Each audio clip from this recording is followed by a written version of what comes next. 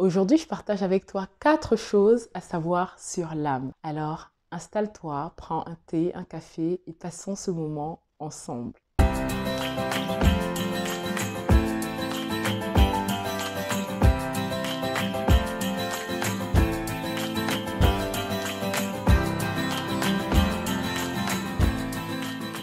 Bonjour, bienvenue sur Âme Épanouie. Je suis ravie de te retrouver pour une nouvelle vidéo. Si c'est la première fois pour toi, je m'appelle Marianne et ici je te parle de spiritualité et de tout ce qui peut t'aider à restaurer ton âme.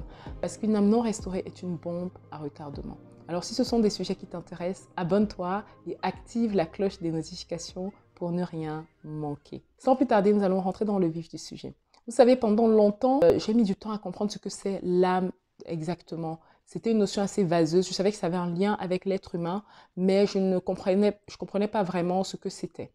Et quand j'ai suivi un enseignement qui m'a aidé vraiment dans cette compréhension, j'ai réalisé que pour être réellement épanoui, il fallait vraiment savoir ce que c'est l'âme. Il était vraiment indispensable de comprendre le fonctionnement de l'âme. Et dans cette vidéo, je vais te partager donc ces 4 choses qui ont transformé ma manière de voir l'être humain. Première chose que tu dois absolument savoir, c'est que l'âme fait partie des 3 dimensions de l'être humain, de tout être humain. Dans 1 Thessaloniciens 5, verset 23, on peut voir que l'être humain est constitué de 3 parties, l'esprit, l'âme et le corps. Donc l'esprit, je ne vais pas le redire encore dans cette vidéo, mais on est avant tout des êtres spirituels parce que Dieu nous a créés à son image. Et Dieu étant un être spirituel, nous sommes avant tout esprit.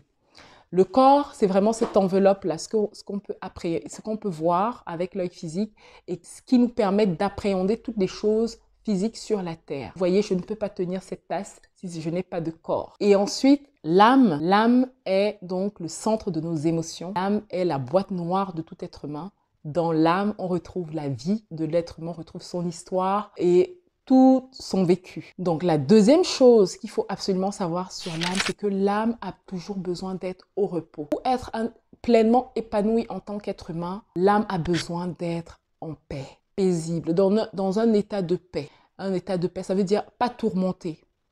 Et on peut voir dans Proverbe 4, verset 23, que la parole nous demande de garder, de veiller par-dessus tout sur notre cœur, car c'est de lui que proviennent les sources de la vie. Je remets le verset là, mais il est important de comprendre ça. Si la parole nous demande, si Dieu même nous demande de veiller sur notre cœur par-dessus tout, parce que les sources de la vie viennent de là, proviennent de là, c'est que c'est primordial. En fait, il faut comprendre que dans la Bible, quand il y a tellement de passages qui font référence au cœur. Le cœur qui est évoqué dans la Bible, c'est l'âme. Ce n'est pas le cœur physique qui bat, mais c'est l'âme. Et donc, quand on comprend ça, on commence à réaliser qu'il faut en prendre soin. Il faut prendre soin de cette âme-là, afin qu'elle soit toujours au repos. Il faut la protéger, il ne faut pas l'exposer à n'importe quoi. Et on aura l'occasion d'en reparler, mais vraiment, c'est primordial de comprendre que l'âme a besoin d'être au repos. La troisième chose à savoir, c'est que l'âme peut être blessée, elle peut être heurtée. Donc, au psaume 147, verset 3, on peut voir que Dieu dit, il restaure, il guérit les cœurs brisés, il les restaure, il panse les blessures. Que l'âme peut être blessée, peut être meurtrie. Ces blessures peuvent être causées par beaucoup de choses.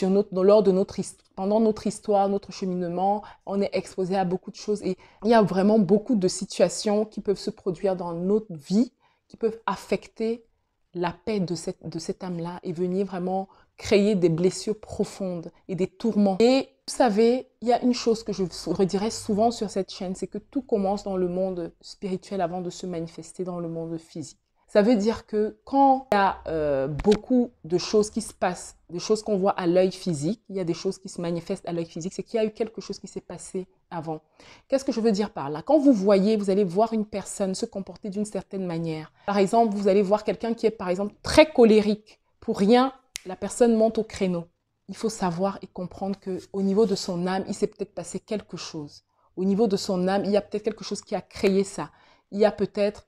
Parce que d'une manière générale, l'âme est neutre. Quand on arrive sur Terre, l'âme est d'abord dans un état de paix. Quand vous voyez les enfants, les bébés, ils sont tout paisibles là. Ils n'ont pas de tourments, ils réfléchissent pas, ils pensent pas. Ils sont dans un état de paix. Et au fil de l'eau, pendant qu'ils vont avancer dans la vie, ils vont écrire une histoire, il y aura un vécu, il y aura des choses qui vont se passer et progressivement, l'être humain on va se construire comme ça. Et à un certain âge, il y aura des choses qu'on va manifester.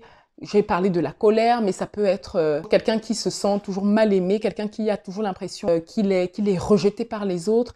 Il y a beaucoup de choses qu'on fait, beaucoup d'attitudes qu'on manifeste parce qu'au niveau de l'âme, on a été heurté et blessé. Mais la parole nous donne vraiment cet espoir, c'est que Dieu est celui qui guérit les cœurs brisés. Et c'est la quatrième chose sur laquelle je veux aborder, c'est que l'âme peut être restaurée, elle peut être guérie. Une âme blessée, une âme meurtrie peut être guérie par Dieu.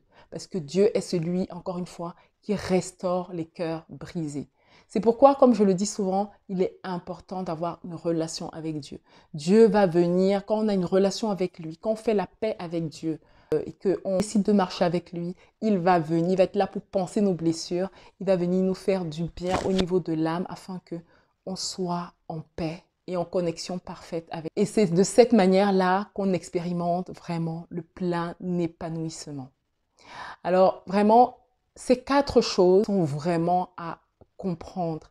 Quand on ne les comprend pas, il y a beaucoup de situations, beaucoup de choses qu'on peut continuer à vivre, à ruminer. Et c'est comme des boulets en fait qui nous poursuivent toute notre vie. J'ai vraiment encore envie de rappeler que une âme n'est pas au repos. Une âme qui n'est pas en paix, qui est tourmentée, va manifester au niveau de la vie. Ça va se voir en fait.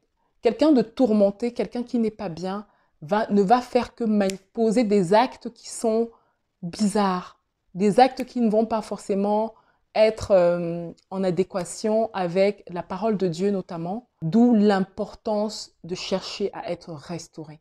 C'est vraiment essentiel de comprendre ça. Donc, je vais m'arrêter aujourd'hui sur ces points-là. Donc, je vais rappeler les 4 points vraiment, les 4 choses à savoir absolument sur l'âme. L'âme est l'une des dimensions de l'être humain.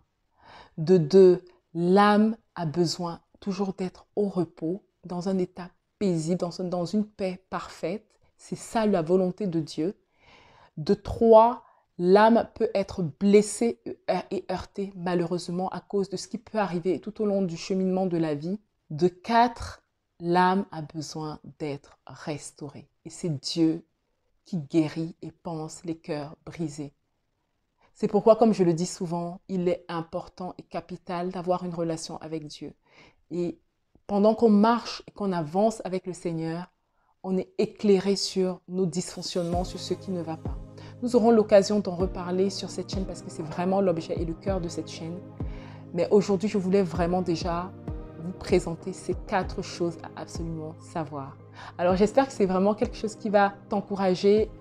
J'espère que cette vidéo t'a fait du bien. Et surtout, n'hésite pas à partager avec nous en commentaire ce que tu en as pensé. Et sois béni. À très bientôt.